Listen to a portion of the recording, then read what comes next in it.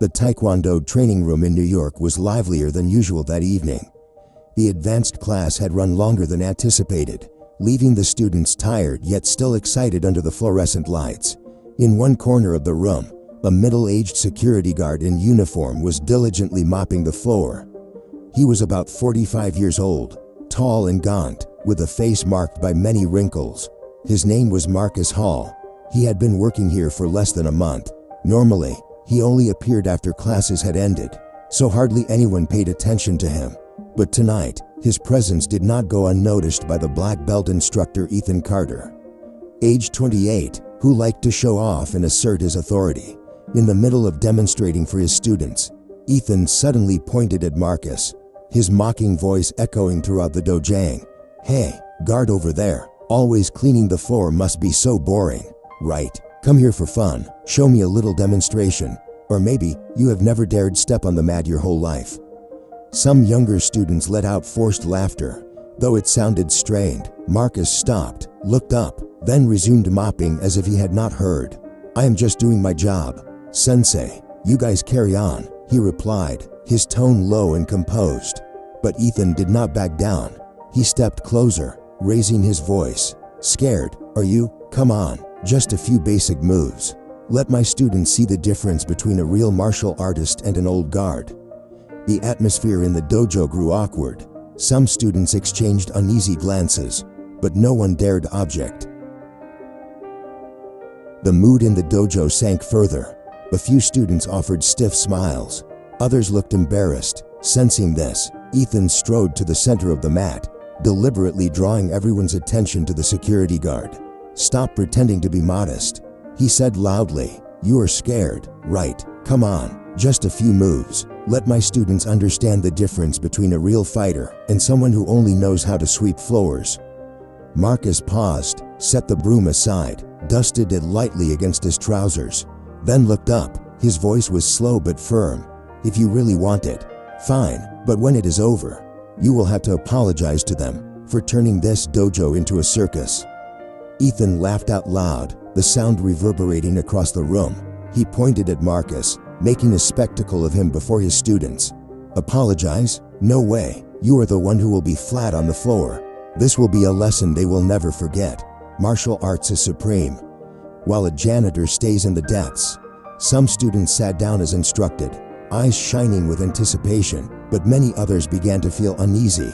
On the mat, Marcus stepped forward calmly, with no defensive stance, no clenched fists, but radiating an inexplicable solidity.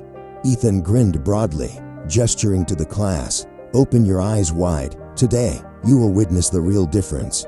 Marcus only nodded lightly. "Very well, but do not forget, the promise of an apology still stands."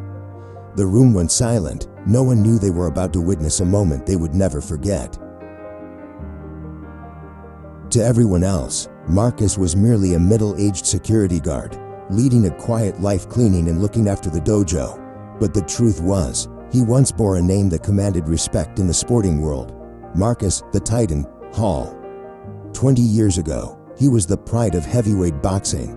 With his solid physique, hammer-like punches, and extraordinary ring sense, Marcus maintained an undefeated record for an entire decade. The press called him the Titan, the invincible giant. But that glorious career ended on a fateful night. During an ordinary training session, a punch that seemed harmless sent his close sparring partner crashing down, the back of his head striking the floor hard. His training partner and lifelong confidant never regained consciousness. Although the death was ruled an accident, Marcus felt different. He blamed himself completely, imprisoning himself within guilt. At the peak of his fame, he abruptly retired, stepping away from the lights and the applause, choosing a quiet, anonymous life. Since then, Marcus took on humble jobs to earn a living, loading cargo, maintenance, security. He never set foot in the ring again, and the name Titan faded away. He tried to live as an ordinary man, concealing a past no one could ever imagine. Yet tonight, when Ethan Carter shamelessly turned him into a laughingstock in front of his students, the old fire was forced to rise. After nearly 2 decades of dormancy, Titan was about to awaken again. Ethan stomped on the mat and raised his arms in his familiar posture. His arrogant smile remained as he tried to appear intimidating before the students. "Get ready, guard." Ethan lowered his voice. "This will be a true lesson in respect for martial arts." The dojo was as tense as a tightly strung bow. 8 students sat around, some anxious, some eager, all anticipating the show they thought would have a certain outcome. Ethan launched in with a lightning-fast jab. In an instant, Marcus tilted his head to one side, letting the punch pass harmlessly through empty space. No commotion, no effort. The movement was so simple it was almost eerie. A murmur ran through the audience. He dodged it. Ethan gritted his teeth and unleashed a flurry of 3 punches, a jab, a straight, a hook, but Marcus continued to move with ease, his feet sliding on the mat as if he had anticipated every strike. He avoided them all, breathing steadily, his face betraying not a shred of tension. "Quite fast," Marcus said, his voice low and composed, as though analyzing rather than mocking. "But you telegraphed your strikes from your shoulders. I saw them coming before your fists could move." Sweat began to bead on Ethan's forehead. He roared and attempted a spinning kick, determined to take his opponent down. Marcus did not dodge or block. He merely stepped diagonally aside, causing the kick to miss its mark and Ethan to lose his balance. At that moment, Marcus moved forward and placed his open hand lightly on Ethan's chest. "I apologize for disappointing you," he whispered. Before anyone could react, Ethan was sent flying backwards, nearly 2 meters, crashing onto the floor in a gasp. The dojo fell utterly silent. Only the rapid beating of hearts filled the air as they processed the unbelievable scene. Ethan lay motionless for a few seconds, his eyes wide as he stared up at the ceiling, struggling to draw in a breath. The fall had not been delivered with force like a hard blow. It had felt somehow far more terrifying. His body had been lifted and thrown, and he could not resist it. The dojo was deathly silent. The 8 students exchanged bewildered looks. One girl quietly took out her phone, her finger trembling as she typed the name, suddenly shocking her thoughts. A moment later, she gasped, her voice trembling.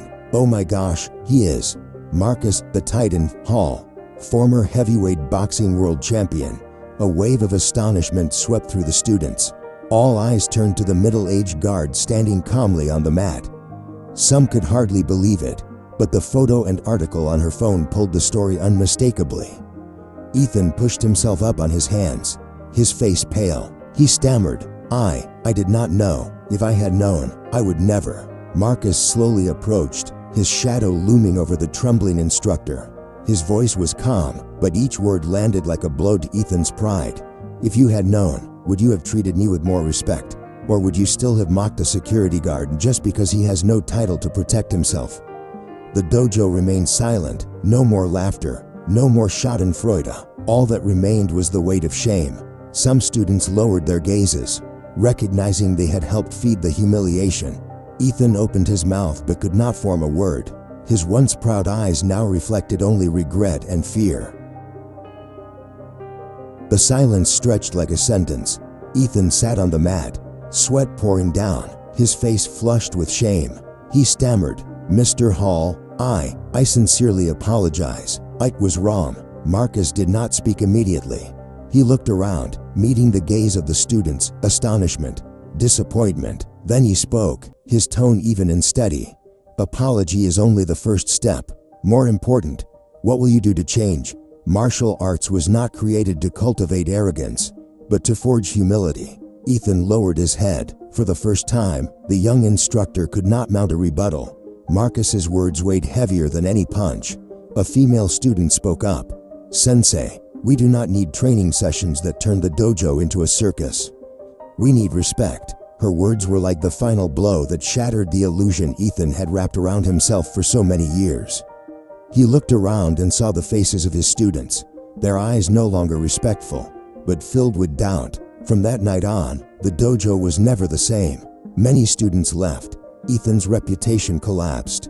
He had to change how he taught, relearning humility from his own mistake.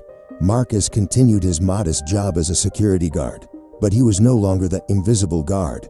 Occasionally, he was invited to share with the class. not teaching punches or locks, but something more important. True strength does not reside in muscles, nor in medals. It lies in character and in the respect we give to others. Under the fluorescent lights, his voice echoed. That night, not only did one young instructor learn a lesson, but everyone present in the dojo received one they would never forget.